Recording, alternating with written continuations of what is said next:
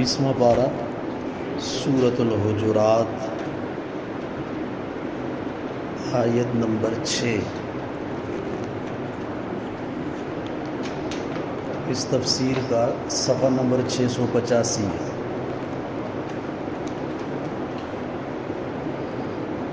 الحمدللہ وکفی وسلام علی عبادہ الذین اصطفی خصوصا علی سید الرسل وخاتم الانبیاء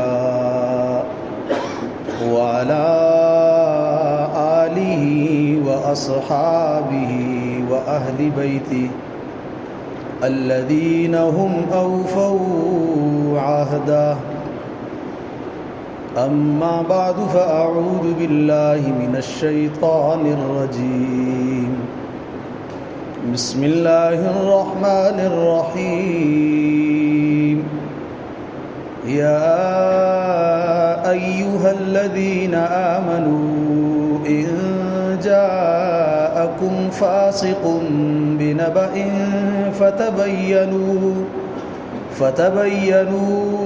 ان تصیبوا قوما بجہالة فتصبحوا على ما فعلتم نادمین۔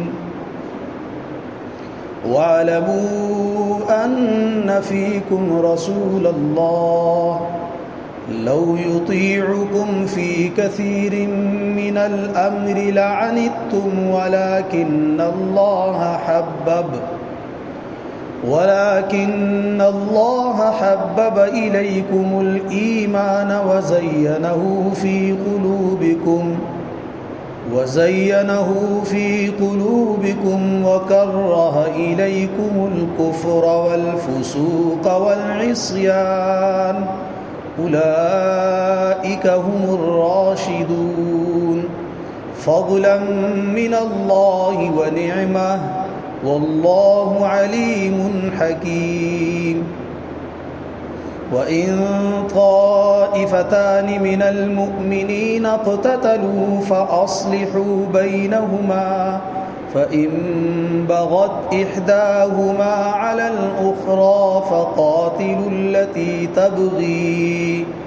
التي تبغي حتى تفيء إلى أمر الله فإن فاءت فأصلحوا بينهما بالعدل وأقسطوا إن الله يحب المقسطين۔ إنما المؤمنون إخوة فأصلحوا بين أخويكم واتقوا الله لعلكم ترحمون۔ اللهم صل على سيدنا ومولانا محمد وعلى آل سيدنا ومولانا محمد۔ جزا اللہ عنا محمدا ما هو اہلہ صلی اللہ تعالی علیہ وسلم۔ یا ایہا الذین، اے وہ لوگو، آمنو جو ایمان لا چکے ہو، ان جاءکم اگر آئے تمہارے پاس، فاسق کوئی غیر معتبر آدمی، بنبأ کوئی خبر لے کر، فتبینوا تو اس کی تحقیق کر لو، ان تصیبوا کہیں پڑ نہ جاؤ، قوما کسی قوم پر، بجہالت نادانی سے، لا علمی سے، فتصبحوا پھر ہو جاؤ تم، علی ما فعلتم اپنے کیے ہوئے کام پر، نادمین پچھتانے والے۔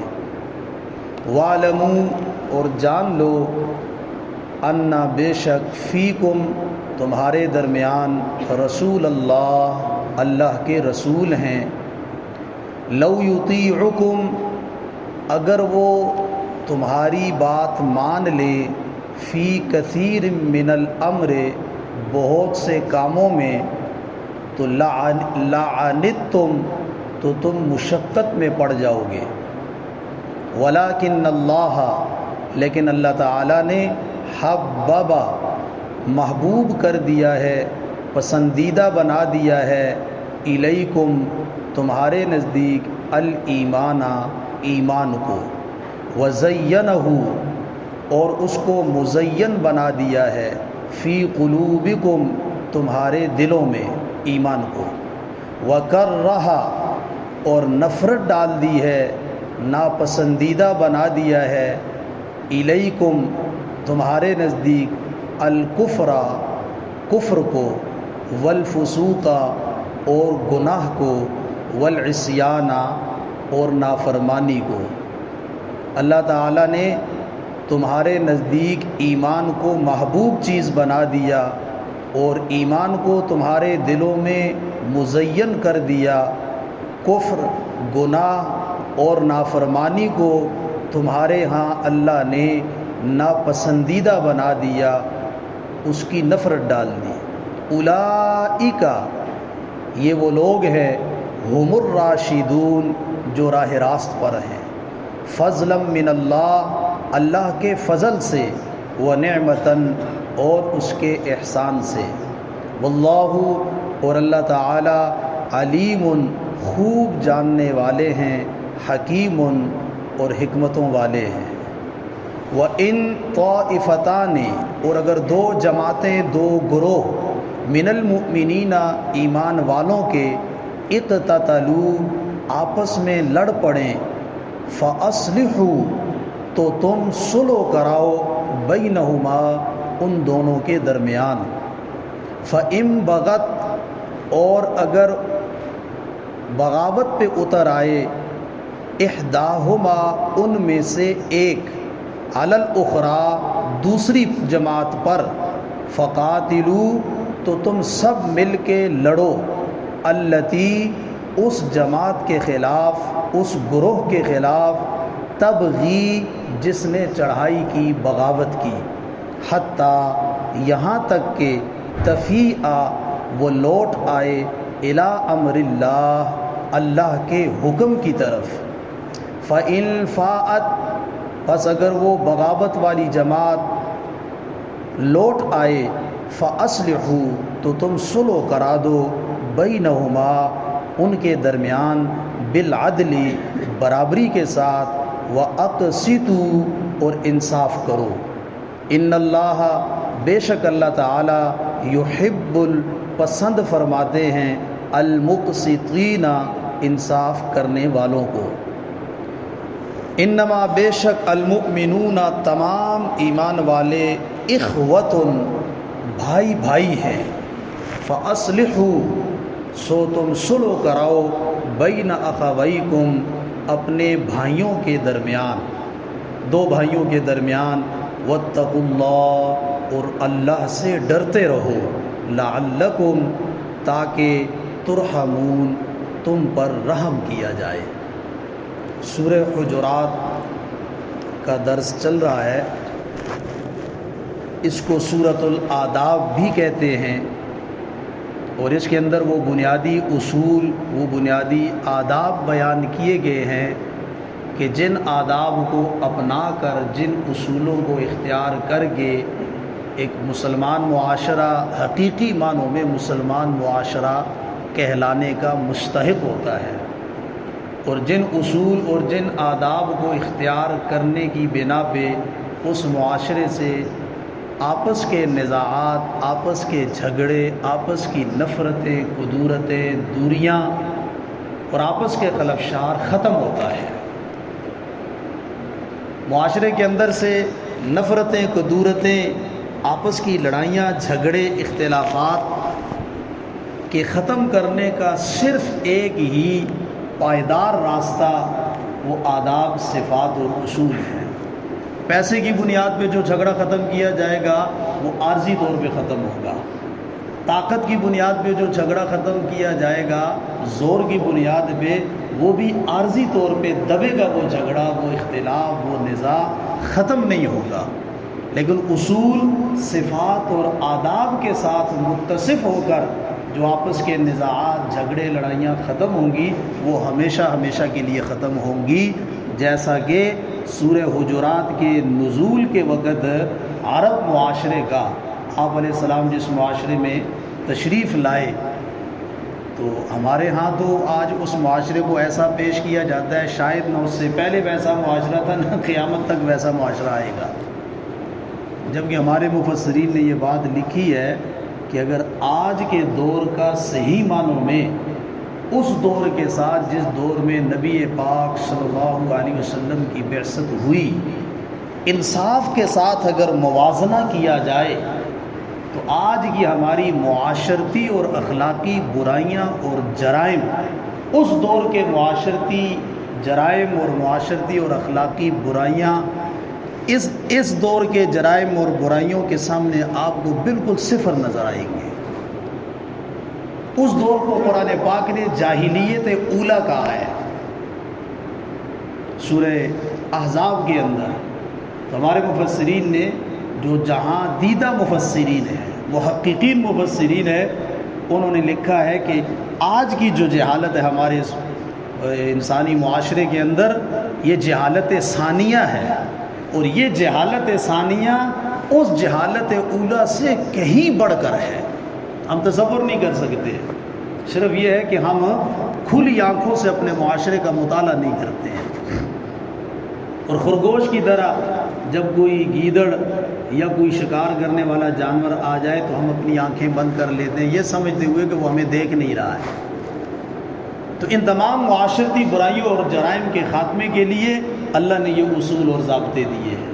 پہلا اصول یہ تھا لا تقدموا بین یدی اللہ ورسولہ، اللہ اور اللہ کے رسول سے کسی صورت میں آگے نہ بڑھو۔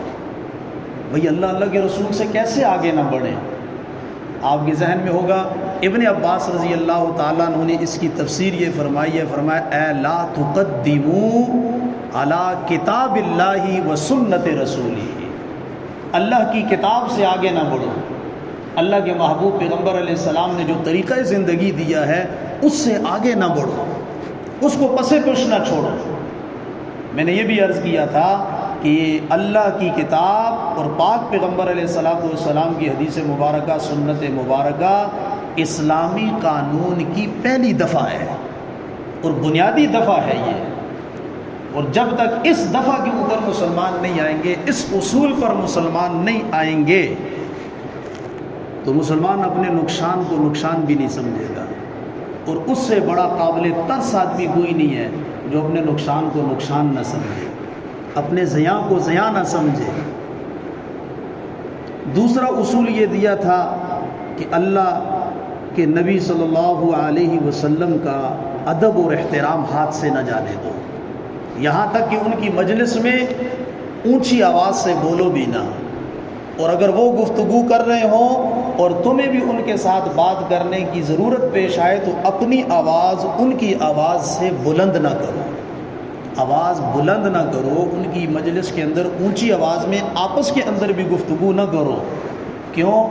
ضابطہ یہ ہے پیغمبر اور نبی کی ادنا سے ادنا بے ادبی اور توہین کی بنیاد پہ انسان کے سارے اعمال برباد اور ضائع ہو جاتے ہیں۔ ان تحبط اعمالکم وانتم لا تشعرون، اگر پیغمبر کی ادنا سے ادنا توہین، بے ادبی اور گستاخی بھی ہو گئی، سارا کیا کرایا تمہارا برباد اور ضائع ہو جائے گا، غارت ہو جائے گا، تمہارے ہاتھ کچھ بھی نہیں آئے گا۔ اور پیغمبر کا ادب احترام تمہارا امتحان ہے، آزمائش ہے یہ۔ پھر اس وقت کے اعتبار سے اصول اور ضابطے بیان فرمائے کہ جب گھر کے باہر پیغمبر کے دروازے پہ آپ آ جاؤ اور پیغمبر کو باہر بلانا مطلوب ہو تو آواز دے کے نہ بلاؤ، انتظار میں بیٹھ جاؤ، پیغمبر اسلام اپنی ضرورت کے تحت جب باہر آئیں تو وہ آپ کی بات بھی سن لیں گے۔ ہو سکتا ہے وہ اندر گھر کے اندر وحی کا نزول ہو رہا ہو، یا مسلمانوں کی کسی کام کے بارے میں، معاملے کے بارے میں سوچ و فکر میں مصروف ہوں، یا گھر کی کسی ضرورت میں مصروف ہوں، تو تمہارے باہر بلانے کی وجہ سے ان کو اذیت اور تکلیف نہ ہو۔ آج کی آیت نمبر 6 کے اندر ایک اور معاشرتی اصول اور ضابطہ یہ بیان کیا گیا کہ کہ ہر سنی سنائی بات آگے نہ چلاؤ۔ ہمارے معاشرے کے اندر جو نزاعات، جھگڑے اور آپس کے اندر ایک دوسرے کے بارے میں کینہ، نفرتیں، اس کا ایک بنیادی سبب تو بہت سارے ہیں اور آئے دن ان اسباب میں اضافہ ہو رہا ہے۔ بنیادی سبب کیا ہے؟ سنی سنائی بات بغیر تحقیق کے آگے کرنا، تمہیں معاشرے میں فتنہ پیدا ہوتا ہے۔ تو آپ دیکھ لیں ہمارے یہاں گھروں کے اندر جو ہمارے جھگڑے ہیں، گھروں کے اندر جو لڑائیاں ہیں، اس کی بنیاد بھی یہی چیز نظر آئے گی، سنی سنائی بات آگے کر دی۔ اچھا فلاں نے یہ بات کہی ہے، ہاں، اب اس کی تحقیق نہیں کی، اس کے اوپر اپنا رد عمل ظاہر کر دیا۔ تو اللہ فرماتے ہیں معاملے کی تحقیق کرو، تحقیق کے بعد پھر اس پہ رد عمل ظاہر کرو۔ اگر کسی بھی بات پر تحقیق سے پہلے رد عمل کرو گے تو فَتُصْبِحُوا عَلَىٰ مَا فَعَلْتُمْ نَادِمِينَ، تو پھر تمہیں سوائے پچھتاوے کے کچھ بھی حاصل نہیں ہوگا۔ تو بعد کے پچھتاوے اور بعد کی ندامت سے بہتر یہی ہے کہ جب بھی کوئی معاملہ، بالخصوص معاملہ کتنا اہم ہو۔ آیت کے پس منظر کے اندر واقعہ یہ تھا کہ حضرت ولید بن عقبہ رضی اللہ تعالیٰ عنہ کو نبی پاک صلی اللہ علیہ وسلم نے ایک قبیلے کے اندر زکوٰۃ کی وصولی کے لیے بھیجا۔ زکوٰۃ، اس قبیلے کے جو سردار تھے ام المومنین حضرت جویریہ رضی اللہ تعالی عنہ کے والد تھے۔ تو گویا کہ نبی پاک صلی اللہ علیہ وسلم کے سسر ہوئے۔ وہ آئے، انہوں نے اسلام قبول کیا اور حضور علیہ الصلوۃ والسلام کی خدمت میں یہ عرض کیا کہ یا رسول اللہ، میں اپنے قبیلے میں جاتا ہوں اور وہاں جا کر میں اپنے سارے قبیلے والوں کو اسلام کی دعوت دیتا ہوں۔ اتنے عرصے کے بعد فلاں مہینے کی فلاں تاریخ کو آپ اپنا بندہ بھیج دیں، میں ان سب سے زکوٰۃ وغیرہ وصول کر کے آپ کے بھیجے ہوئے بندے کے حوالے کر دوں گا۔ اس مقررہ موقع پہ نبی صلی اللہ علیہ وسلم نے حضرت ولید ابن عقبہ رضی اللہ تعالیٰ عنہ کو زکوٰۃ کی وصولی کے لیے بھیجا۔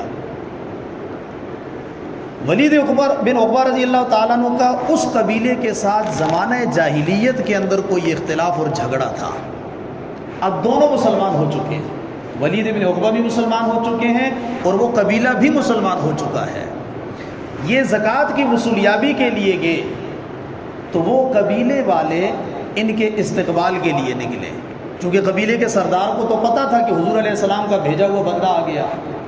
وہ استقبال کے لیے نکلے اور اس قبیلے والوں کا، اور عموماً عرب کا دستور یہ تھا کہ مہمانوں کے استقبال کے لیے اسلحہ بند ہو کے نکلتے ہیں، ہتھیار ساتھ لے کے نکلتے ہیں۔ اب ولید ابن عقبہ رضی اللہ تعالیٰ عنہ نے یہ سمجھا کہ میری ان کے ساتھ پرانی دشمنی ہے، تو یہ میرے ساتھ لڑنے کے لیے آ رہے ہیں، غلط فہمی ہوگی۔ وہیں سے واپس آ گئے۔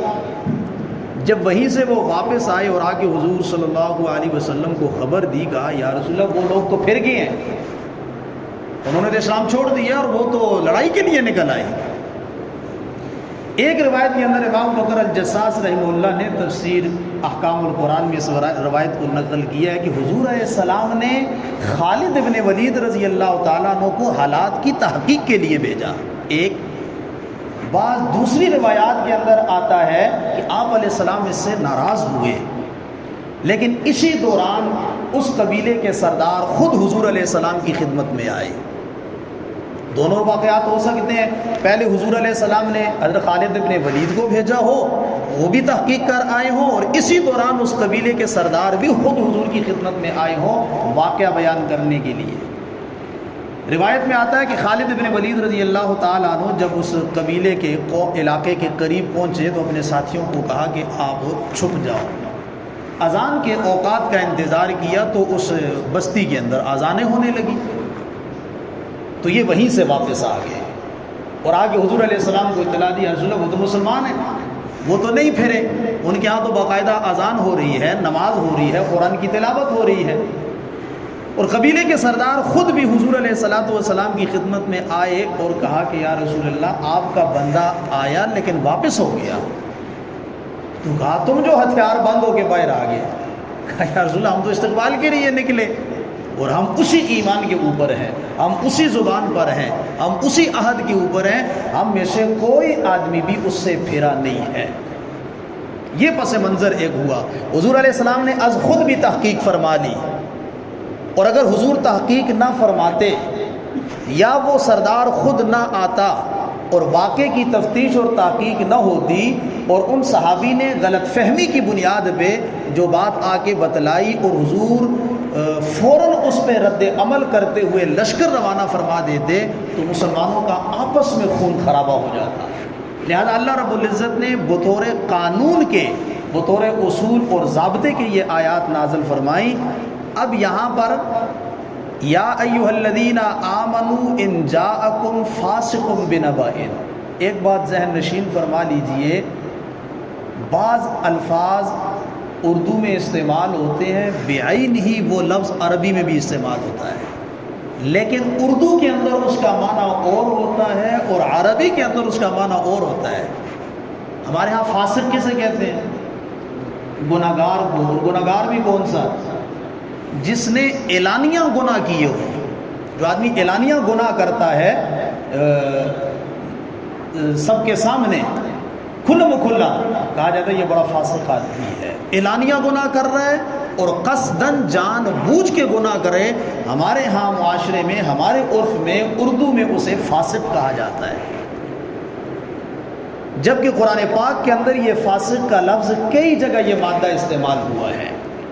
فسق کا لفظ قرآن پاک میں کفر پر بھی استعمال ہوا ہے۔ فسق کا لفظ قرآن پاک میں کفر کے معنی میں بھی استعمال ہوا ہے۔ فسق کا لفظ قرآن پاک میں منافقت کے لیے بھی استعمال ہوا ہے۔ فسق کا لفظ قرآن پاک کے اندر گناہ کے لیے بھی استعمال ہوا ہے، جیسا کہ اسی صورت میں اگلی آیت کے اندر فسوق کا لفظ آ رہا ہے۔ فسق کا لفظ قرآن پاک کے اندر یہاں اس آیت کے اندر غیر معتبر آدمی کے معنی میں استعمال ہوا ہے، اس لیے آپ بعض تراجم کے اندر دیکھیں گے کہ انہوں نے غیر معتبر معنی کیا ہے۔ اگر کوئی غیر معتبر آدمی کوئی خبر آپ کے پاس لے کے آئے تو آپ اس کی تحقیق کریں۔ نمبر 2، حضرت شیخ الہند رحمہ اللہ نے یہاں پر فاسق کا معنی گناہگار ہی کیا ہے۔ تو جب گناہگار معنی کیا ہے تو ضابطہ یہ ہے کہ قرآنی آیات کے الفاظ عام ہوتے ہیں، ان کا تعلق اس دور کے کسی خاص جزئی واقعے کے ساتھ نہیں ہوتا۔ یہ عمومی حکم ہے، عمومی قانون ہے۔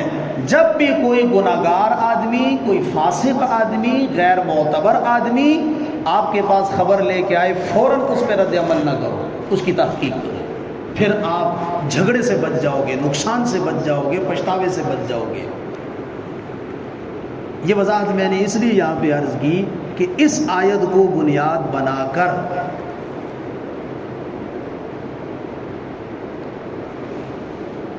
اسلام کی جو اینٹی ایک سیاسی تحریک ہے نا، ایک تو آپ کی سیاسی تحریک ہے نا، ایک اسلام کے خلاف سیاسی تحریک پہلی صدی میں بھی وجود میں آئی ہے، جس کو رافضیت کہا جاتا ہے۔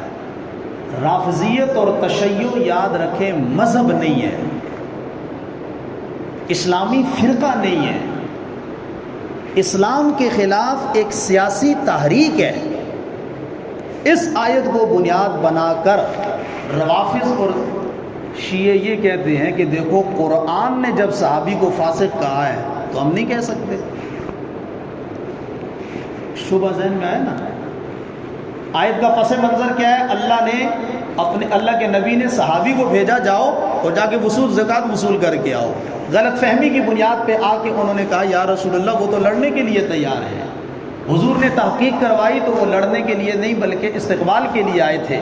معاملہ رفع دفع ہو گیا، اللہ نے قانون اتار دیا کہ آئندہ کے لیے یاد رکھو، کوئی غیر معتبر آدمی، کوئی فاسق فاجر گناہگار آدمی اگر تمہارے پاس کوئی خبر لے کے آئے تو اس کی تحقیق کرو۔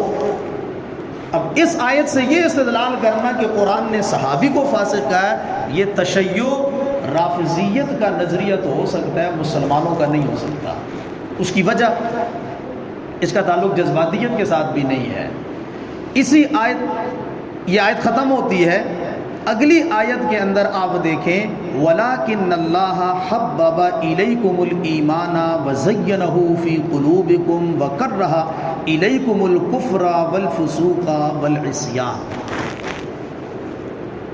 شبہ یہ پیدا ہوتا ہے کہ اگر یہ جو احکام دیے گئے کہ کوئی فاسق فاجر آدمی، غلط آدمی کوئی خبر لے کر آئے، اس کی خبر پہ یقین نہ کرو، تو کیا صحابہ کے اندر بھی کوئی ایسا معاملہ تھا؟ ظاہر ہے جب قرآن نازل ہو رہا ہے صحابہ موجود ہیں اس وقت، اب یہ گمان یا شبہ پیدا ہو سکتا ہے کیا صحابہ کے اندر بھی ایسا کوئی معاملہ تھا کہ اللہ نے یہ قانون اتارا کہ فاسق فاجر گناہگار آدمی تمہارے پاس کوئی خبر لے کے آئے تو اس کی خبر پہ یقین نہ کرو؟ لیکن اس لفظ کے ذریعے اللہ نے اس غلط فہمی کو دور کیا ہے۔ میں مثال کے ذریعے آپ کو سمجھاتا ہوں کہ یہ جو لفظ لاکنہ ہوتا ہے عربی زبان کے اندر یہ استدراک کے لیے ہوتا ہے۔ استدراک کا مطلب یہ ہے زید اور خالد دو دوست ہیں اور بڑے جگری دوست ہیں، آنا جانا اٹھنا بیٹھنا سفر کھانا پینا سکول سارے معاملات ان کے کیا ہوتے ہیں؟ اکٹھے ہوتے ہیں، وہ آپس میں جدا نہیں ہوتے، اپنے اپنے گھر گئے تو چلے گئے، باقی ہر وقت وہ اکٹھے رہتے ہیں۔ تو ان میں سے اگر کوئی ایک آدمی آ جائے، میں کہتا ہوں بھائی زید میرے پاس آیا، اب ان دونوں کی دوستی اتنی گہری ہے اور تعلق اتنا مضبوط ہے، میں نے کہا زید میرے پاس کل آیا تھا، تو اس محلے کا ہی ایک اور آدمی میرے پاس کھڑا ہے تو کہتا ہے یار زید آیا تھا تو خالد بھی آیا تھا۔ سمجھ آئی کہ نہیں آئی؟ ان کا آپس میں تعلق کتنا ہے کہ وہ آپس سے جدا نہیں ہوتے ہیں، جہاں جاتے ہیں اکٹھے جاتے ہیں، کھانا اکٹھا کھاتے ہیں، پروگراموں پہ اکٹھے، جو معاملات بھی ہیں۔ تو ان میں سے ایک آدمی آیا، میں نے کہا میرے پاس کل زید آیا تھا، تو اسی محلے کا آدمی کہتا ہے محلے کا کہ اچھا خالد بھی پھر آیا ہوگا، تو میں کیا کہتا ہوں؟ لیکن خالد نہیں آیا، زید آیا ہے میرے پاس۔ اس سے میرے سامنے موجود آدمی کو یہ غلط فہمی پیدا ہوئی کہ زید اور خالد اکٹھے آتے ہیں، لہذا زید آیا تو پھر خالد بھی آیا ہوگا۔ میں نے کہا لیکن خالد نہیں آیا، لیکن لفظ کے ساتھ میں نے اس کی غلط فہمی کو دور کر دیا، زید تو آیا پر خالد نہیں آیا۔ سابقہ کلام سے جو غلط فہمی پیدا ہوئی، لفظ لیکن کے ذریعے سے اس غلط فہمی کو دور کیا جاتا ہے۔ پتہ نہیں سمجھ میں آئی کہ نہیں یہ بات؟ سابقہ کلام سے پیدا ہونے والی غلط فہمی کو لفظ لیکن کے ذریعے دور کیا جاتا ہے۔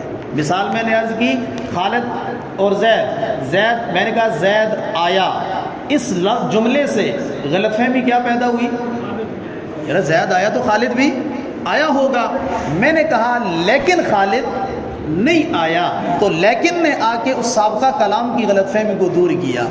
سابقہ قانون یہ آیا یا ایھا الذین آمنوا ان جاءکم فاسق بنبأ فتبینوا، اے ایمان والو اگر تمہارے پاس کوئی گناہگار آدمی خبر لے کے آئے تو تحقیق کر لو، ایسا نہ ہو کہ کہیں کسی قوم پہ لا علمی اور نادانی کی وجہ سے حملہ کر بیٹھو اور بعد میں اپنے کیے کے اوپر پشیمان اور نادم ہو جاؤ۔ تو غلط فہمی یہ پیدا ہوئی، آیا صحابہ کے اندر بھی ایسے کوئی معاملات تھے کہ اللہ نے یہ قانون دیا کہ کوئی گناہگار فاسق فاجر آدمی آئے تو اس کی خبر پہ یقین؟ اللہ نے اس غلط فہمی کو دور کیا کیا؟ لیکن اللہ حبب الیکم الایمان، ایسی بات نہیں ہے صحابہ کے بارے میں، حبب الیکم الایمان، صحابہ کے ہاں اس کائنات میں سب سے محبوب ترین چیز ایمان تھا۔ زینہ فی قلوبکم، ہم نے صحابہ کے دلوں کے اندر ایمان کو کھبو دیا، راسخ کر دیا ہے۔ ایک نمبر دو، کرہ الیکم الکفر، ہم نے ان کے ہاں ان کے دلوں میں کفر کی نفرت ڈال دی ہے، والفسوق، گناہوں کی نفرت ڈال دی ہے، والعصیان، ہم نے نافرمانی کی نفرت ان کے دلوں میں ڈال دی ہے۔ اولئک هم الراشدون، جس جماعت کے بارے میں تمہیں غلط فہمی ہو رہی ہے، هم الراشدون، یہ تو ساری جماعت راہ راست پر ہے۔ لہذا صحابہ کے بارے میں ایسا دل دماغ کے اندر وہم اور گمان خیال نہ لے کے آؤ کہ صحابہ کے اندر بھی ایسا معاملہ ہوا۔ اس لفظ سے یہ استدلال کرنا، یہ میں نے اس پہ تھوڑا سا زور اس لیے لگایا، محرم کا مہینہ ہے اور اسلامی تاریخ کی ابتدا اسی مہینے سے ہوتی ہے سنہ کی، اور اس محرم کے مہینے کے اندر شہادت حسین فضائل اہل بیت، محبت علی رضوان اللہ تعالی علیہ اجمعین کی آڑ کے اندر پیغمبر علیہ الصلوۃ والسلام کی تیار کی ہوئی مقدس جماعت صحابہ جو اسلام کے لیے محور کی حیثیت رکھتا ہے، اسلام کی چکی صحابہ کے اس محور کے اوپر گھومتی ہے، تو اس مقدس جماعت کے اوپر کیچڑ اچھالا جاتا ہے، اس مقدس جماعت کے بارے میں شکوک و شبہات پھیلائے جاتے ہیں، اس مقدس جماعت کو مجروح کیا جاتا ہے۔ آپ دیکھ لیں اس وقت ٹی وی کے اوپر، ریڈیو کے اوپر، اور ٹی وی ریڈیو تو لوگ اب نہ دیکھتے سنتے ہیں، وہ جو ایک آ گیا ہے شیطانی آلہ، اس کے اوپر ہر ایک آدمی مذہبی سکالر کے نام پہ اور مذہبی لیکچرار کے نام پہ، مذہبی تحقیق کے نام پہ آ کے، چونکہ آزادی رائے کا تو ہر ایک کو حق حاصل ہے،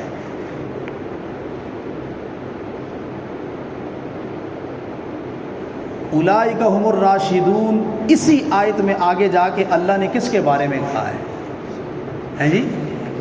بولیے نا، حبب الیکم، تمہارے لیے ہم نے ایمان کو محبوب بنا دیا۔ یہ تمہارے سے مراد مخاطب کون ہے؟ اس وقت صحابہ موجود ہیں، صحابہ کی جماعت کے بارے میں فرمایا کفر، عصیان، نافرمانی کو ہم نے تمہارے لیے ناپسندیدہ چیز بنا دیا۔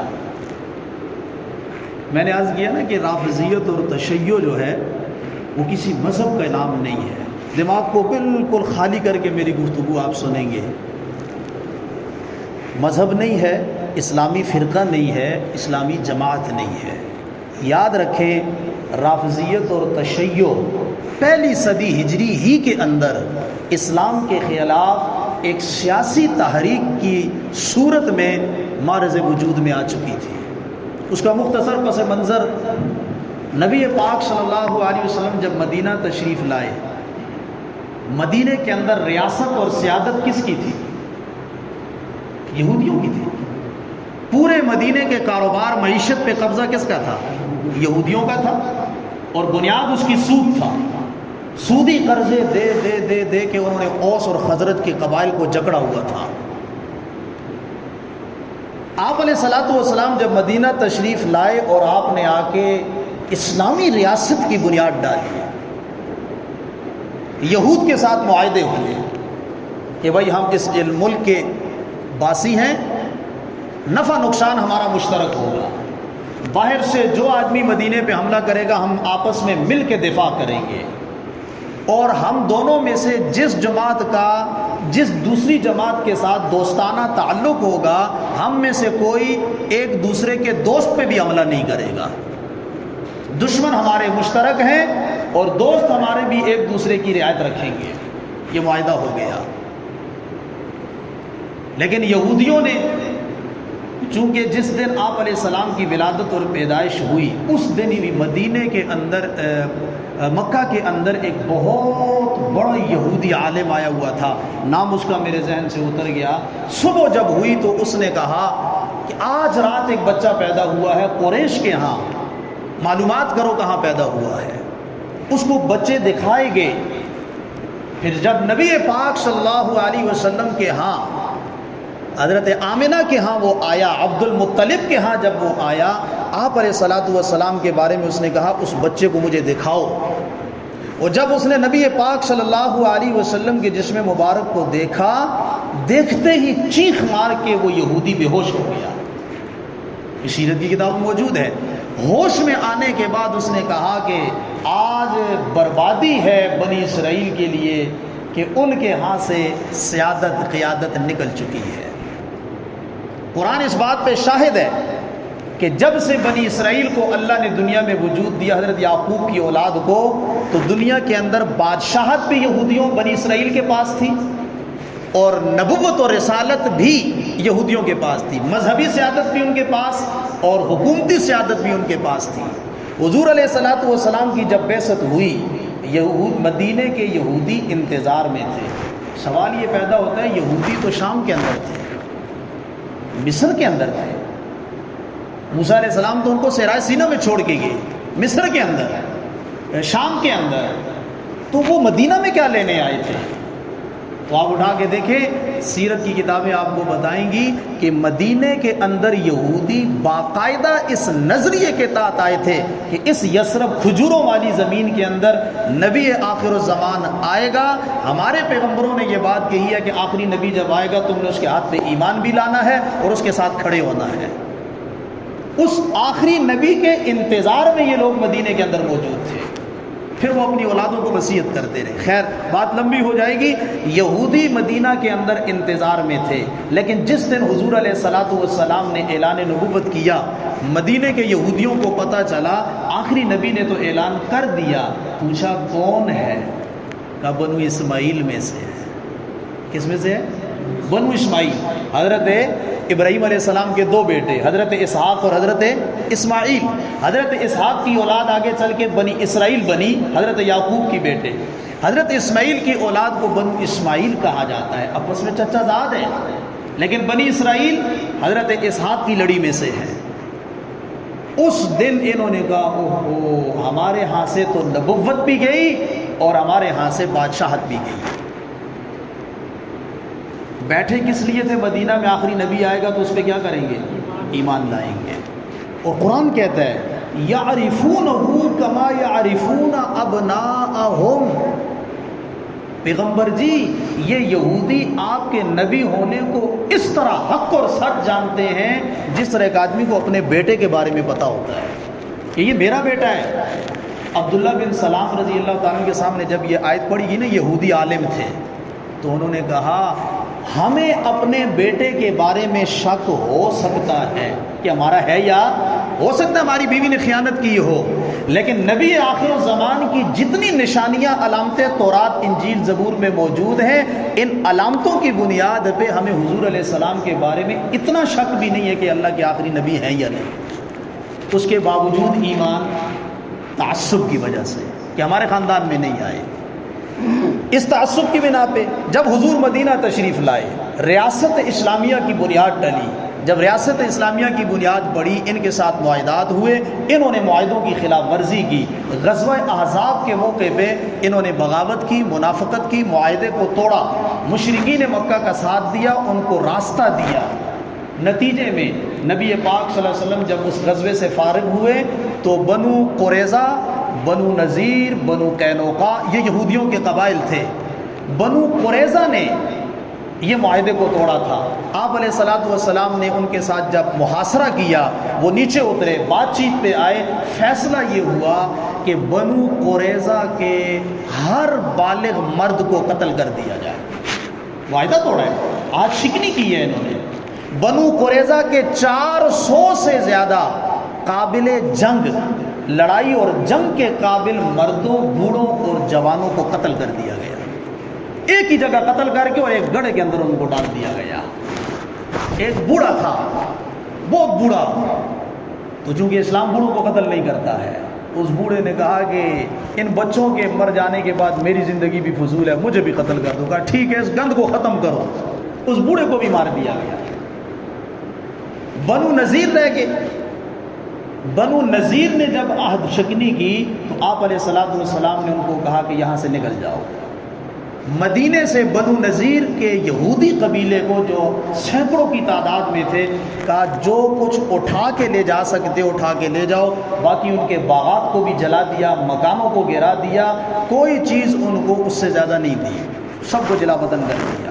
2 نمبر 3، آپ علیہ الصلوۃ والسلام کا جب وفات کا وقت قریب آیا، بلکہ آپ کے اپنی زندگی کے آخری سال کے اندر، مسلم شریف میں، بخاری میں یہ احادیث موجود ہیں، آپ علیہ السلام نے فرمایا کہ اگر آئندہ سال میں زندہ رہا تو جزیرۃ العرب سے میں ان یہودیوں کو نکال کے چھوڑوں گا، لأخرجن اليہود والنصارى من جزیرۃ العرب۔ لیکن آپ علیہ السلام کا وصال ہو گیا۔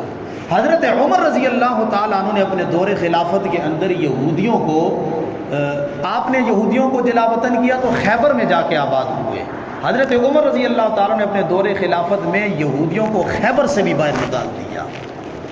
جب یہ جزیرۃ العرب سے نکلے نا، ادھر ادھر جا کے آباد ہوئے ٹولیوں کی شکل میں۔ مدینے کے اندر بھی انہوں نے سازشیں کی، یہ بات ذہن میں رکھ لیجئے۔ روافض اور اہل تشیع ایک پروپیگنڈا یہ بھی کرتے ہیں، کہتے ہیں تم بہت صحابہ کرتے ہو، مدینے میں منافق تھے یا نہیں؟ بولیے، تھے نا؟ کون تھے؟ اب وہ استدلال کیا کرتے ہیں؟ اچھا منافق تھے تو بظاہر صحابہ ہی تھے نا؟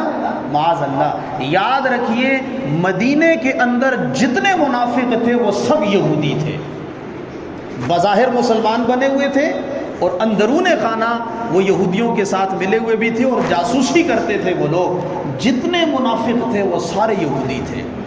مدینے کے اندر بھی انہوں نے سازشیں کی ہیں مشرکین مکہ کے ساتھ مل کر۔ جب ان کو نکال دیا گیا اب انہوں نے مستقل سازشیں شروع کر دی انتقام لینے کے لیے، قومی تعصب کی بنیاد پہ۔ نبوت ہمارے خاندان سے اس خاندان میں کیوں گئی ہے؟ نمبر 2، مدینے کے اندر ان کی ریاست قائم تھی، مسلمانوں نے آ کے اس ریاست کو ختم کر دیا۔ نمبر 3، مسلمانوں نے ہمارے ایک قبیلے بنو قریظہ کے تمام نوجوانوں مردوں کو، قابل جنگ لوگوں کو قتل کر دیا۔ نمبر 4، انہوں نے ہمارے آباء و اجداد کو جلا وطن کیا، مدینے سے نکالا، پھر خیبر سے نکالا۔ لہذا مسلمانوں سے ان تمام چیزوں کا انتقام اور بدلہ ہم نے لینا ہے۔ انہوں نے اسلام کے مقابلے کے اندر متضاد، اپوزٹ ایک سیاسی تحریک بنائی اور اس کا بانی المبانی بنانے والا سب سے پہلا شخص عبداللہ بن سبا تھا، یہودی النسل تھا۔ اسماء الرجال کی کتابوں کے اندر شخصیات کا تعارف جن تاریخی کتابوں میں موجود ہے، عبداللہ بن سبا کو سب نے یہودی لکھا ہے، یہاں تک کہ شیعوں نے بھی یہودی لکھا ہے، رجال کشی میں موجود ہے۔ اس عبداللہ بن سبا نے پھر اس سیاسی تحریک کے لیے بیس کیا چیز بنائی؟ محبت اہل بیت اور فضائل اہل بیت، بالخصوص سیدنا حضرت علی رضی اللہ تعالی عنہ سے متعلق، چونکہ اہل بیت کا ادب، احترام، مقام، مرتبہ خصوصی ہے، صحابہ کو بھی اس بات کا ادراک تھا، اسی لیے حضرت عمر رضی اللہ تعالیٰ عنہ نے بڑھاپے کے اندر جا کے شادی کی ہے۔ کس کے ساتھ؟ حضرت علی کی بیٹی ام کلثوم کے ساتھ۔ حضرت عمر رضی اللہ تعالیٰ نے شادی کس سے کی ہے؟ حضرت علی کی بیٹی حضرت فاطمہ سے۔ گویا کہ یہ نبی پاک صلی اللہ علیہ وسلم کی نواسی ہیں، اور یہ شیعوں کی کتابوں میں خود موجود ہے۔ ام کلثوم جو حضرت علی کی بیٹی حضرت فاطمہ کی بیٹی تھی، حضور کی نواسی تھی۔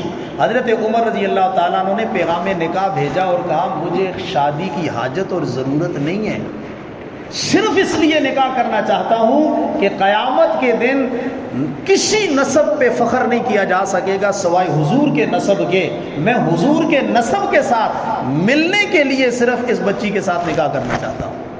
اور حضرت علی رضی اللہ تعالیٰ عنہ نے ام کلثوم کا نکاح کر کے حضرت عمر کو دے دیا۔ لہذا عبداللہ بن سبا اور اس یہودی ٹولے نے اہل بیت اور بالخصوص حضرت علی المرتضیٰ رضی اللہ تعالیٰ عنہ کے بارے میں من گھڑت روایتیں، من گھڑت فضائل اور خود ساختہ عقائد تیار کیے۔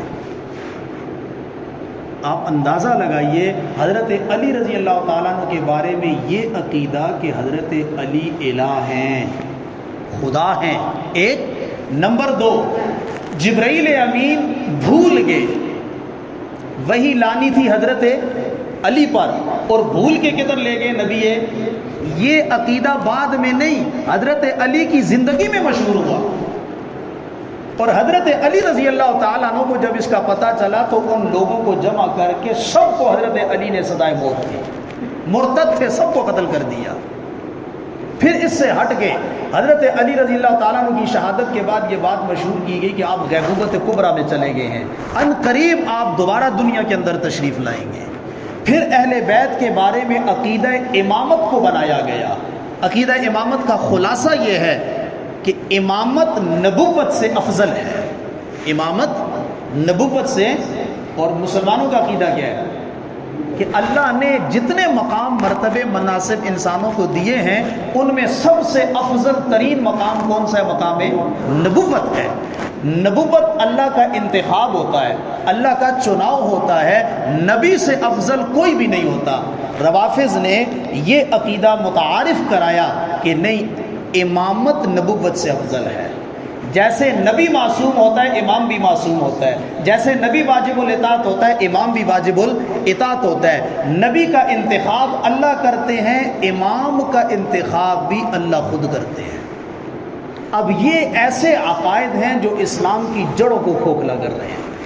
ایک نمبر دو، پھر ایک بڑا خطرناک عقیدہ جو اور متعارف کرایا گیا، وہ کیا کہ نبی پاک صلی اللہ علیہ وسلم کے دنیا سے پردہ فرمانے کے بعد حضرت مقداد، حضرت سلمان، حضرت ابو ذر، حضرت علی، یہ تو ہیں ہی اہل بیت میں، یہ چار صحابہ حضرت مقداد، سلمان، حضرت ابو ذر رضی اللہ تعالیٰ عنہ، حضرت سلمان فارسی، ان چار کے علاوہ جتنے صحابہ تھے معاذ اللہ سارے مرتد ہو گئے۔ یہ انتہائی خطرناک عقیدہ، سب سے خطرناک عقیدہ یہ ہے کہ وہ سارے کیا ہو گئے؟ مرتد ہو گئے، وہ اسلام سے پھر گئے، سوائے چند کے، وہ چار میں نے نام بتا دیے اور باقی اہل بیت۔ اب آپ بتلائیے کہ اسلام جو آج ہم تک پہنچا ہے وہ اس کی پہلی کڑی کون سی ہے؟ صحابہ ہیں۔ حضور کو نماز پڑھتے ہوئے کس نے دیکھا ہے؟ اہل بیت کا تو سارا خاندان کربلا میں کیا ہو گیا؟ یا نہیں ہوا ہے؟ وہی ہوا ہے نا، سوائے ایک بچے کے۔ کون؟ امام علی اصغر، امام زین العابدین، وہ بھی بیمار تھے، بچ گئے۔ اس کے علاوہ مردوں میں سے کوئی بھی نہیں بچا، خواتین بچی ہوئی تھی۔ تو خاندان اہل بیت کو تو یزیدی لشکر نے کربلا کے اندر شہید کر دیا۔ حضور کو نمازیں پڑھتے ہوئے جن لوگوں نے دیکھا تھا وہ تو کیا کر دیے، انہوں نے ختم کر دی۔ تو پھر نماز ہم تک جو پہنچی، یہ جو قرآن پاک ہم تک پہنچا، تو کہتے ہیں یہ وہ قرآن ہے ہی نہیں ہے، یہ وہ قرآن ہے ہی نہیں ہے۔ وہی اصل قرآن کدھر ہے؟ کہتے ہیں اصل قرآن تو 12واں امام حضرت علی کی اولاد میں جا کے 12ویں نمبر پہ امام مہدی المنتظر جو پیدا ہوا، بچپن کے اندر وہ یہ قرآن پاک لے کے چلا گیا، اور قرب قیامت کے اندر وہ اصلی قرآن لے کے آئے گا۔ اس قرآن کے بارے میں وہ عبارتیں آپ کو نہیں سنا سکتا ہوں جو حق الیقین کے اندر، کشف الاسرار کے اندر، کشف الغمہ کے اندر اور حیات القلوب کے اندر اب اس شوستری نے لکھی ہیں۔ کہتا ہے یہ تو وہ قرآن ہے جس کے اندر معاذ اللہ شراب خور خلفاء کی خاطر کمی بیشی کر دی گئی ہے، اس کو بدل دیا گیا ہے، یہ اصلی قرآن نہیں ہے۔ تو صحابہ کو بیچ میں سے نکال دو، پھر کیا رہ جائے گا؟ ہے جی بھئی صحابہ بدل گئے، کدھر بدل گئے؟ قرآن پاک کے اندر، اچھا ایک واقعہ سناتا ہوں، اس مضمون کے قریب سمیٹتے ہیں۔ صرف اتنی بات ذہن میں رکھنی ہے میرے دوستو، صحابہ کا مسئلہ جذباتی مسئلہ نہیں ہے۔ اچھا آج ایک پروپیگنڈا کیا او یار یہ چند جذباتی لوگ ہیں ان کا مسئلہ ہے۔ جذباتیت ایک الگ چیز ہے، لیکن صحابہ کا مسئلہ یاد رکھیے اسلام کی چکی کا محور ہے۔ وہ چکی کا پارٹ ایک نیچے ایک کلی ہوتی ہے نا جس پہ گھومتا ہے، اگر اس کلی کو نکال دیا جائے، اس چھوٹے سے باریک سے اس سوئی جیسے پتھر کو نکال دیا جائے تو وہ چکی گھومے گی؟ نہیں گھومتی ہے۔ اسلام کا محور صحابہ کی جماعت ہے۔ اگر میں آپ کو سمجھانے کے لیے ایک اور واضح جملہ کہوں نا، اسلام کے اندر جیسے توحید اسلام کی بنیاد ہے، صحابہ کی جماعت اسلام کی بنیاد ہے۔ اس لیے کہ اگر صحابہ کی جماعت کو بیچ میں سے نکال دیا جائے گا اسلام ختم ہے، پھر اسلام رہتا ہی نہیں ہے۔ پھر نماز گئی، روزہ گیا، کلمہ گیا، شریعت گئی، احکام سب کچھ چلا گیا۔ سوال یہ پیدا ہوتا ہے کہ خمینی یہ کہتا ہے کہ اللہ نے مجھے جو جماعت دی ہے انسانیت کے اندر، ایسی جماعت اللہ نے نہ پہلے کسی کو دیا نہ قیامت تک اللہ کسی کو دے گا۔ میرے ایسے وفادار جان نثار، میرے یہ انقلابی پاسداران انقلاب کے نوجوان ہیں، تو کیا پیغمبر اپنے مشن میں ناکام ہو گیا؟ اگر صحابہ مجروح ہوتے ہیں، یاد رکھیے اگر صحابہ معاذ اللہ بقول ان کے بدل گئے، صحابہ نے راستہ چھوڑ دیا، صحابہ نے اسلام چھوڑ دیا، دین چھوڑ دیا، اس کا مطلب یہ ہے کہ نبی پاک صلی اللہ علیہ وسلم اپنے مشن میں ناکام ہو گئے۔ اور انہوں نے صاف لکھا ہے کہ حضرت محمد صلی اللہ علیہ وسلم اپنے مشن میں ناکام ہو گئے۔ صحابہ کا غلط ہونا حضور کا اپنے مشن میں ناکام ہونا ہے، اور کوئی نبی اپنے مشن میں ناکام نہیں ہوا، تو ہمارے نبی پاک بھی اپنے مشن میں ناکام نہیں ہوئے ہیں۔ صحابہ بدل گئے، بھئی کس وجہ سے بدل گئے؟ ایک عراقی شیعہ امام جعفر صادق رضی اللہ رحمہ اللہ، جو حضرت علی رضی اللہ تعالیٰ عنہ کے پڑپوتے نکڑ پوتے لگتے ہیں، امام زین العابدین کی اولاد میں ہیں۔ امام جعفر صادق رحمہ اللہ کے پاس ایک عراقی شیعہ آیا اور اس نے کہا، امام کیا تلوار کے اوپر سونے کا پانی چڑھانا یا سونے کا کام کرنا جائز ہے؟ تو امام جعفر صادق رحمہ اللہ نے فرمایا ہاں جائز ہے۔ تو کہا امام دلیل کیا ہے؟ تو امام جعفر صادق رضی اللہ تعالیٰ عنہ نے فرمایا، دلیل ابو بکر صدیق رضی اللہ تعالیٰ عنہ نے اپنی تلوار پہ سونے کا پانی چڑھایا تھا۔ جب ابو بکر رضی اللہ تعالیٰ عنہ نے چڑھایا ہے تو اس کا مطلب یہ ہے جائز ہے۔ اب عراقی شیعہ چونک اٹھا اور کہنے لگا، امام آپ ابو بکر کو صدیق کہہ رہے ہیں؟ حیرانگی سے اس نے پوچھا۔ امام جعفر صادق رحمہ اللہ نے کہا، هو الصدیق هو الصدیق هو الصدیق، 3 دفعہ کہا، ہاں ابو بکر صدیق ہے، ابو بکر صدیق ہے، ابو بکر صدیق ہے۔ اور پھر اس کوفی شیعہ سے کہا، عراقی شیعہ سے کہا، قرآن پاک لے کے آؤ۔ قرآن پاک جب منگوایا، 28ویں پارے کی سورۃ الحشر کی آیات تلاوت کی اس کے سامنے، کہا دیکھو آپ مجھے یہ بتاؤ، آیت نمبر 8، للفقراء المہاجرین الذین اخرجوا من دیارہم واموالہم یبتغون، وہ فقیر صحابہ جنہوں نے مکہ سے مدینہ ہجرت کی۔ ہجرت کیوں کی ہے؟ اللہ کی رضا چاہنے کے لیے۔ انہوں نے جو ہجرت کی مکہ سے مدینہ کی طرف، وہ اللہ کی یبتغون فضلا من اللہ ورضوانا وینصرون اللہ ورسولہ، اللہ کے رسول کی مدد کرنے کے لیے انہوں نے مکہ سے مدینہ ہجرت کی ہے۔ اب آگے اللہ کیا فرما رہے ہیں؟ اولئک، یہ وہ سارے لوگ، کون؟ فقراء، مہاجرین، جنہوں نے مکہ چھوڑا، مدینہ گئے، اللہ کے دین کی مدد اور نصرت کی۔ اللہ فرماتے ہیں ہم الصادقون، یہ سارے صادقون اور سچے ہیں۔ ابو بکر نے حضور علیہ السلام کے ساتھ مدینے کی طرف ہجرت کی، کس نے تھی؟ ہاں، ساتھ کون تھا؟ ابو بکر تھے۔ اور پھر اس کے بعد لائن بن گئی، حضور نے پہلے کچھ لوگوں کو بھیجا، پھر اس کے بعد حضرت عمر اپنی شان کے ساتھ ہجرت کر کے گئے، آؤ جو مجھے روک سکتا ہے پھر روک کے دکھائے، میں ہجرت کرنے جا رہا ہوں۔ ابو بکر صدیق رضی اللہ تعالیٰ عنہ سے لے کے ابو جندل ابو بصیر رضی اللہ تعالیٰ عنہ تک سارے مہاجر صحابہ، سب کے بارے میں اللہ کیا کہتے ہیں؟ اولئک هم الصادقون۔ یہ کوئی تبری کی تاریخ تو نہیں ہے نا، ابن خلدون کی تاریخ تو، یہ کوئی ناول ڈائجسٹ تو نہیں ہے، معاذ اللہ۔ یہ اللہ کا کلام ہے، ازلی بھی ہے، ابدی بھی ہے۔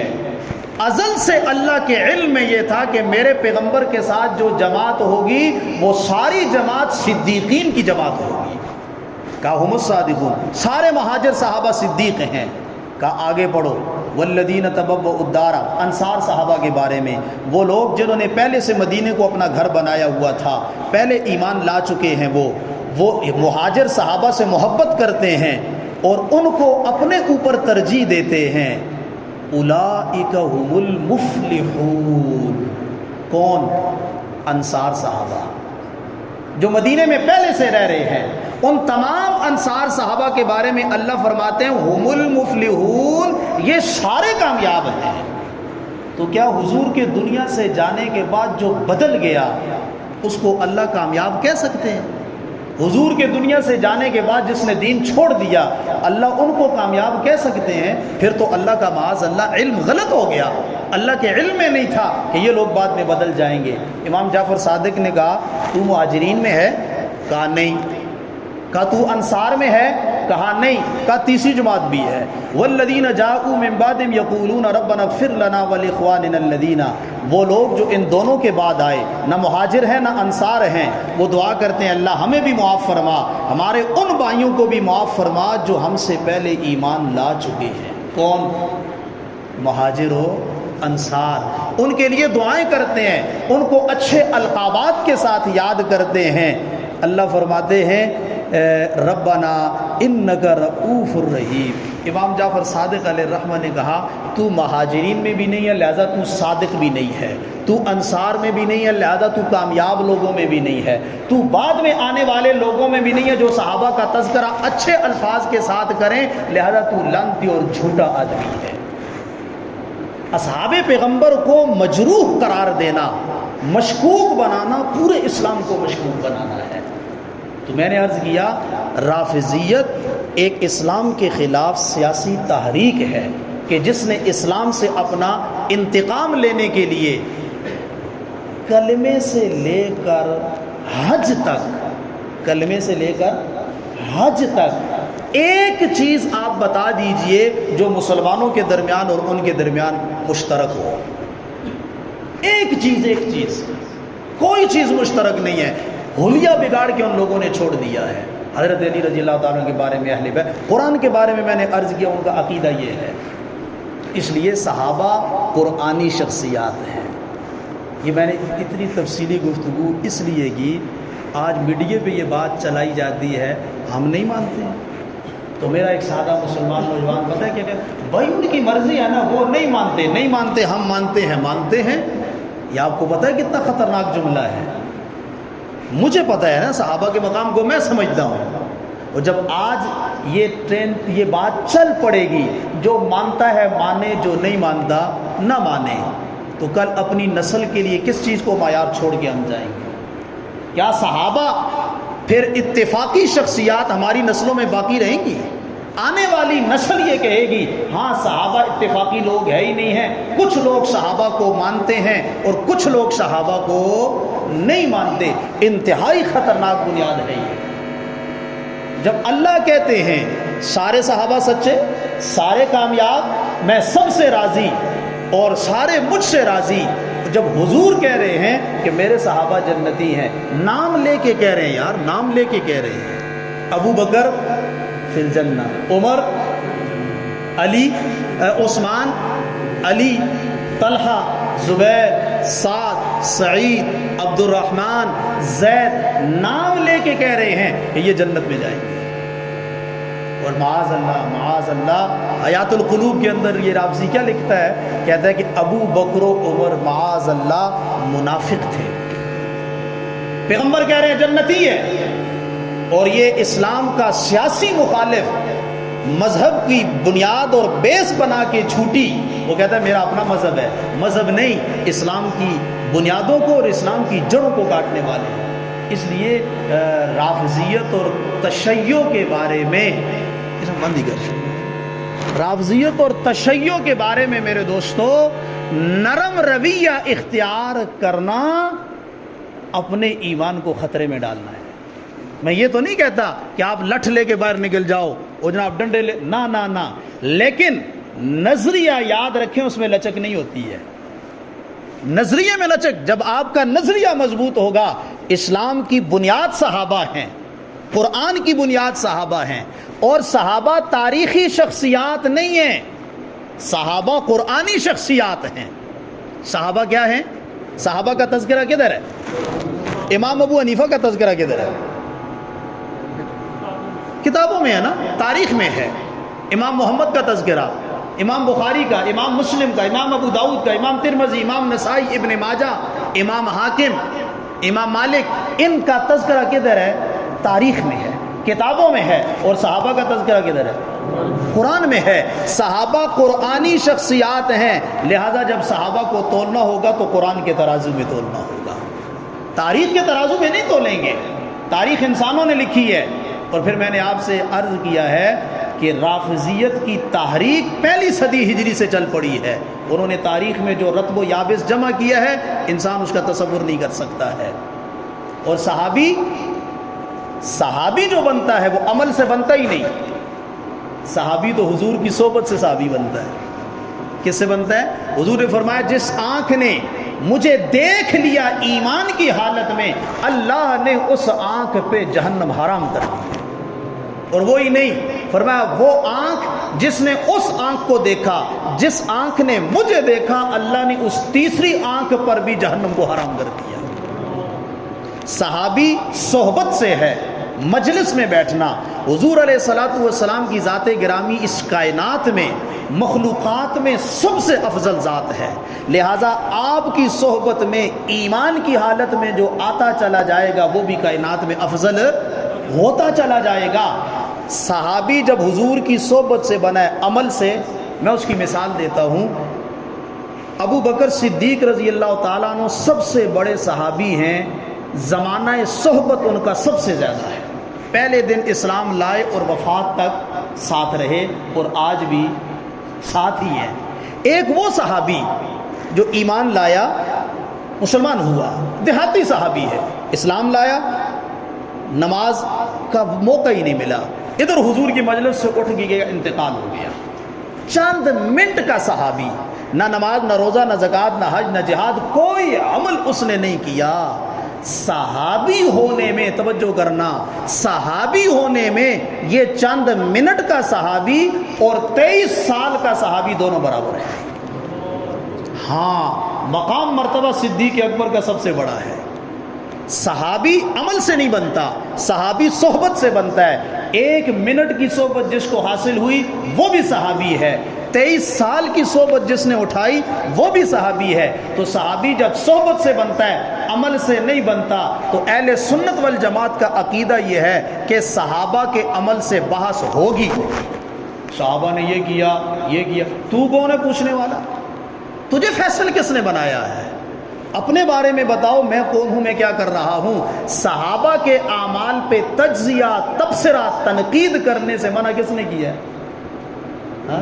اہل سنت نے نہیں کیا ہے، سنیوں نے نہیں کیا ہے، خود نبی پاک صلی اللہ علیہ وسلم نے منع فرمایا ہے، اور بڑے سخت الفاظ میں تو عموماً یہ حدیث پہ اللہ اللہ فی اصحابی لا تتخذوا من بعدی. اللہ کے نبی واسطہ دے رہے ہیں، اللہ اللہ اے اتق اللہ، اتق اللہ، خدا کا واسطہ ہے، خدا سے ڈرو، میرے بعد میرے صحابہ پہ تنقید نہ کرنا. حضور اس طرح جلال میں اور واسطہ دے کے کہہ رہے ہیں. کیوں؟ اس لیے کہ پورے حضور کی 23 سال کی محنت صحابہ ہے، حضور کی 23 سال کی محنت صحابہ ہے. اس لیے یہ ہماری بنیاد ہے، نظریہ ہے، اس پہ کمپرومائز بھی نہیں ہے، اس میں لچک بھی نہیں ہے، اور اس کے اندر گنجائش بھی نہیں ہے. ہمارا اس کسی آدمی سے کسی قسم کا تعلق نہیں ہے، اس آدمی سے جو ہمارے صحابہ کے بارے میں گندی ذہنیت رکھتا ہے. جو صحابہ کا نہیں ہے وہ حضور کا ہو سکتا ہے، جو صحابہ کا نہیں ہے وہ نبی کا ہو سکتا ہے، اور جو نبی کا نہیں ہے وہ ہمارا ہو سکتا ہے. سوال ہی پیدا نہیں ہوتا ہے. میرے ابا جی کو جو آدمی گالی دے، مسلمان ہے، نماز پڑھتا ہے، روزہ، سارے کام میرے ساتھ کرتا ہے، مسجد میں میرے ساتھ آ کے نماز پڑھتا ہے امام صاحب کے پیچھے، میرے ابا جی کو چوک میں گالی دے دے، میں اس کو پیغمبرانہ سلام کرنے کے لیے تیار.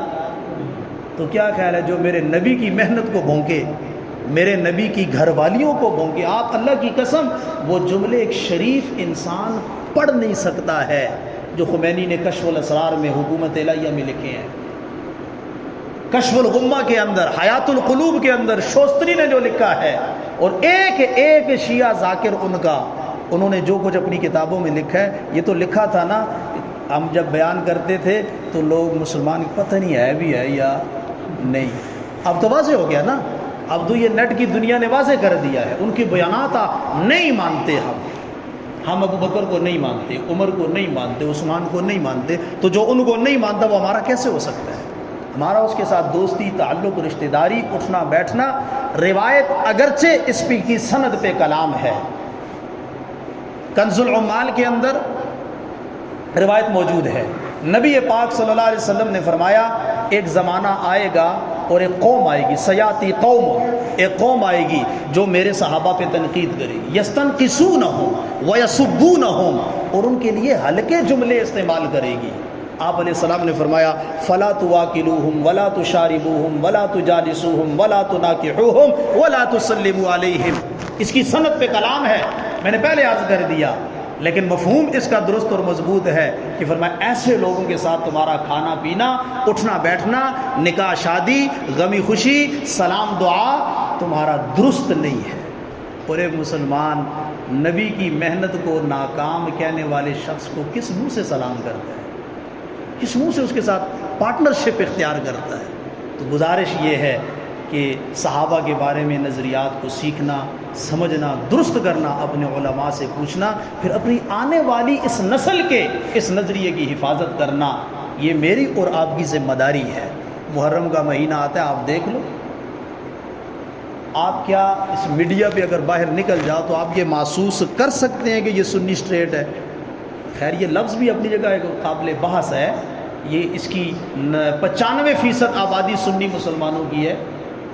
آپ کو یہ محسوس ہو سکتا ہے؟ قطعاً نہیں.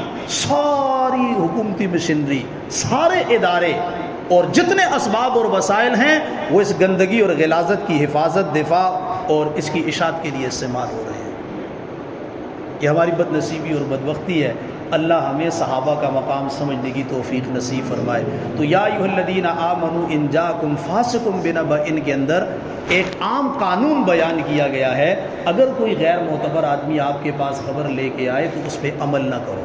تو ہمارے لیے آج بھی ہے، بالخصوص موبائل کے اوپر میسج آ جاتا ہے، کوئی خبر چل جاتی ہے، فیس بک پہ خبر چل جاتی ہے، اس خبر کو بغیر تحقیق کے آگے نہیں چلانا چاہیے. اور اس سے بڑھ کر کیا ظلم ہے؟ فیس بک پہ صبح ایک چیز لگاتے ہیں نا، اس پہ کیا، ہاں اسٹیٹس آگے اوپر کوئی بات لکھی اور نیچے کیا لکھا ہوا ہے جی؟ الحدیث. کہتے ہیں یار ماشاءاللہ کتنا اچھا دوست اور ساتھی ہے، صبح صبح حدیث بھیجی ہے. نہ اس حدیث کا حوالہ ہے، نہ اس حدیث کا نمبر ہے، نہ اس حدیث کا حکم ہے، اور جناب وہ آنکھیں کھولی نہیں اور اس کو آگے بھیج دیتے ہیں.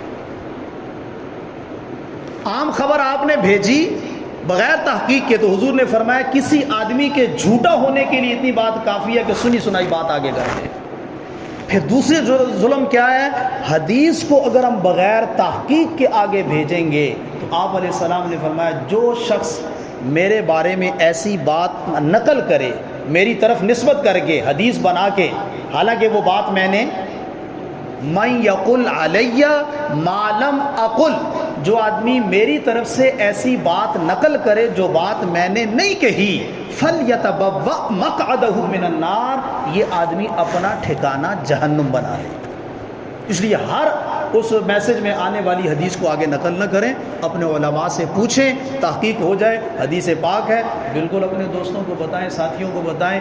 کسی آدمی کے بارے میں اگر کوئی خبر ملتی ہے تو بغیر تحقیق کے نہ اس پہ تبصرہ کیا جائے، نہ اس کے اوپر کوئی رد عمل کیا جائے.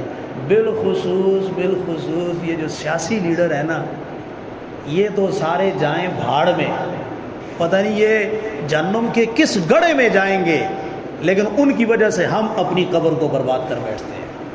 ہمارا کوئی لینا دینا نہیں ہے. ایک آدمی کی نواز شریف سے ملاقات زندگی میں نہیں ہے اور اس کا کیا کہتے ہیں، اس کو وکیل صفائی بنا ہوا ہے. ایک آدمی کی زرداری کے ساتھ زندگی میں ملاقات کیا، خواب میں بھی نہیں دیکھا ہے اسے، اس کا وکیل صفائی بنا ہوا ہے. ایک آدمی نے عمران خان کی تصویر کے، کیونکہ اس کی تصویریں بہت ہو گئی ہیں، سوائے تصویر کے مسکراتے ہوئے اس نے کہیں بھی نہیں دیکھا، اس کا وکیل صفائی بنا ہوا ہے. ہر ایک کا وکیل صفائی بننے سے بہتر یہ ہے میرے دوستو کہ بغیر تحقیق کے، جب تک وہ ہمارے یہاں پتہ ہے تحقیق کے آخری درجے کے اسباب اور وسائل کیا ہیں؟ فیس بک میں آ گیا نا، اور فلاں تحقیقی ادارہ ہے جو اس کے اوپر ریسرچ کرتا ہے، ریسرچ والے اداروں نے یہ خبر شائع کی ہے. اور یہ ریسرچ والے ادارے کن کے ہیں؟ ہاں وہ فرشتوں کے ہیں نا، کرامن کاتبین کے ہیں، سچی خبریں نشر کرتے ہیں. نہیں میرے دوستو، کسی شخصیت کے بارے میں، بالخصوص کسے باشد، کسی شخصیت کے بارے میں جب بھی کوئی خبر آئے، بغیر تحقیق کے نہ اس پہ تبصرہ کیا جائے، نہ تجزیہ کیا جائے، اس لیے کہ اس کا معاملہ اس کا خدا جانے. جھوٹی بات آگے نقل کر کے، غلط تبصرہ کر کے میں اپنی قبر کو جہنم کا گڑھا بنا لوں گا. تو اس کی نیت کرتے ہیں نا انشاءاللہ. کسی کے اوپر تبصرہ، تجزیہ، کسی پہ بھی نہیں کریں گے. کرنے کا بہت شوق ہے نا، چونکہ دور ہے نا یہ تبصرہ نگار، تجزیہ نگار. تو اللہ کا قرآن یہ کہتا ہے وفی انفسکم، اپنے اوپر تبصرہ کرو. کس کے اوپر کرو؟ اپنے اوپر. رات کو بیٹھو، بستر پہ بیٹھو، سارے دن کے اپنے کرتوتوں، میں اپنا کہہ رہا ہوں، آپ کا نہیں کہہ رہا، میں اپنے بستر پہ بیٹھوں تو سارے دن کے اپنے کرتوتوں پہ بیٹھ کے میں تبصرہ کروں. مولوی صاحب صبح جب تو اٹھا ہے تو زور تک تو نے یہ کام کیے ہیں، یہ کرنے کے کام ہے، اب تبصرہ ہونا چاہیے. اب اس پہ میں تجزیہ کروں. چہ جائے کہ وہ پاکستان کے شمال مغرب کے اندر ایک رہنے والا آدمی، میں اس پہ بیٹھ کے تبصرہ کروں. تو نیت کرتے ہیں انشاءاللہ. کسی پہ تبصرہ نہیں کریں گے. کون نیت کرتا ہے؟ اور اپنے اوپر بھی کریں گے. کسی پہ نہ کرنا ایک کام ہے، اور دوسرا کام کیا ہے؟ اپنے اوپر تبصرہ کریں گے، روز کریں گے. اس کو ہمارے اہل اللہ حضرات مراقبہ کہتے ہیں. رات کو بیٹھا مراقبہ کیا، میں نے آج دن کو کیا کیا ہے، کیا کرنا چاہیے تھا، کیا نہیں کرنا چاہیے. اچھا میں نے بڑا گندا دن گزارا، اے اللہ تو معاف کر دے، کل انشاءاللہ میں تیری توفیق کے ساتھ اپنے دن کو اچھا گزاروں گا. یہ تجزیہ اچھا ہے یا نہیں؟ کتنا اچھا تبصرہ ہے. اللہ مجھے بھی توفیق نصیب فرمائے، آپ کو بھی توفیق نصیب فرمائے. اللهم لك الحمد كما ينبغي لجلال وجهك، اللهم لك الحمد أنت قيم السماوات والأرض وما فيهن، جزا الله عنا محمدا ما هو أهله صلی اللہ تعالی علیہ وسلم.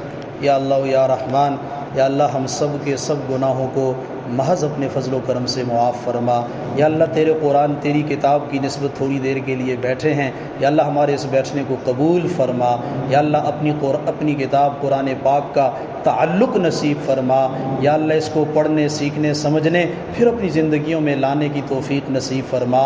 اور قرآن کے نزول کا مقصد عملاً قرآن پاک دنیا میں نافذ ہو، اس کے لیے ہماری جان، مال، عزت، آبرو، استعدادوں، صلاحیتوں کو عافیت کے ساتھ یا اللہ تو قبول فرما. عافیت کے ساتھ قبول فرما. موت تک ایمان اور ایمان والوں کے ساتھ تو یا اللہ ہمیں رکھ. موت تک ایمان اور اسلام، اعمال اور اخلاق کے برباد کرنے والی چیزوں سے یا اللہ تو ہماری حفاظت فرما. ہر اس مجلس، ہر سوسائٹی، ہر وہ دوست، ہر وہ یار، ہر وہ تعلق دار، رشتہ دار یا اللہ جو ہمارے ایمان، اسلام، اخلاق، اعمال کا ضائع برباد کرنے کا سبب بنے، یا اللہ تو ہماری حفاظت فرما. یا اللہ علماء حق کے ساتھ، یا اللہ اہل اللہ کے ساتھ، اہل دعوت کے ساتھ، مسجد مدرسے والوں کے ساتھ، دین والوں کے ساتھ ہمیں صبح و شام نصیب فرما. ہمیں اپنی نسلوں کے ایمان، عقیدے، اعمال، اخلاق کی حفاظت کی فکر اور احساس نصیب فرما، اور اس کے اسباب اختیار کرنے کی توفیق نصیب فرما. یا اللہ پیغمبر علیہ السلام کی تیار کی ہوئی جماعت صحابہ کو یا اللہ تو اپنے شایاں نشاں اجر نصیب فرما. یا اللہ ان کے درجات بلند فرما. یا اللہ ان کے حقیقی محبت اور عقیدت ہمیں نصیب فرما. ان کے نقش قدم پہ چلنے کی توفیق نصیب فرما. ان کی عزت، ناموس، یا اللہ ان کی آبرو، مقام، مرتبے کی حفاظت کے لیے بھی ہماری جان، مال، عزت، آبرو، استعدادوں کو قبول فرما. ربنا تقبل منا انک انت السمیع العلیم وتب علینا انک انت التواب الرحیم. وصلی اللہ تعالی علی خیر خلقہ محمد وآلہ وصحبہ اجمعین. آمین برحمتک یا جی. اس بک پہ اکثر لکھا ہوتا ہے، وہ آپ کی ساری باتیں دیکھیں تو نیچے کہتا ہے کہ حدیث کو آگے بھیجو گے تو تمہاری زندگی میں برکت آئے گی، نہیں ہو گئے تو فلاں فلاں فلاں تمہیں نقصان ہوگا، اس کو اللہ واسطہ کی شیئر کر دو. حالانکہ وہ سچی تحقیقات میں کئی وہ نہیں ہوتی. اس طرح کے جو واسطے لوگوں پہ ڈالے ہوتے ہیں سب لوگوں پہ لاگو نہیں ہوتے. یہ تو کیا نام ہے اس کا، آپ اس سے زیادہ بہتر جانتے ہیں. وہ ان کا اکاؤنٹ بنا ہوا ہے، کمائی کا ذریعہ ہے ایک. اور دوسرا یہ ہے کہ اس کے کہنے سے یہ کچھ بھی نہیں ہوگا. جو کرنے کے کام ہے وہ کرتے نہیں ہیں. تو اللہ ہماری حفاظت فرمائے. کل 10 محرم ہے، کوشش کر لیں روزہ رکھ لیں. اور روزے کے علاوہ کل کے دن کے اندر کوئی مسنون عمل نہیں ہے. بس یہ خلاصہ ہے کل کا. روزہ ہے، روزے کے علاوہ کل کے دن میں کوئی مسنون عمل نہیں. اور یہ بات بھی ذہن میں رکھ لیں، کل کا روزہ شہادت حسین کی وجہ سے نہیں ہے. کل کا روزہ نبی صلی اللہ علیہ وسلم رکھا کرتے تھے. تو حضرت حسین بعد میں شہید ہوئی ہے، حضور کے دور میں شہادت حسین بعد میں ہوئی ہے. بلکہ جس دن حضرت حسین شہید ہوئے روزے کی حالت میں تھے. تو اسوہ حسینی کیا ہے؟ 10 محرم کو روزہ رکھیں. نہ یہ کہ سبیلے لگا کے لوگوں کو شربت پلائیں، روزہ نہ رکھیں. یہ جو سبیلیں لگاتے ہیں نا، یہ باقاعدہ ایک سازش ہے کہ مسلمان اسوہ حسینی پہ چلنے کی بجائے، حضور کی سنت پہ چلنے کی بجائے، روزہ رکھنے کی بجائے خوب پانی پیے۔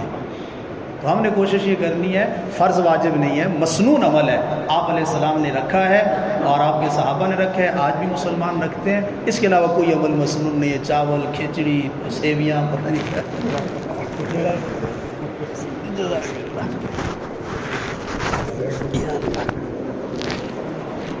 اچھا آپ کے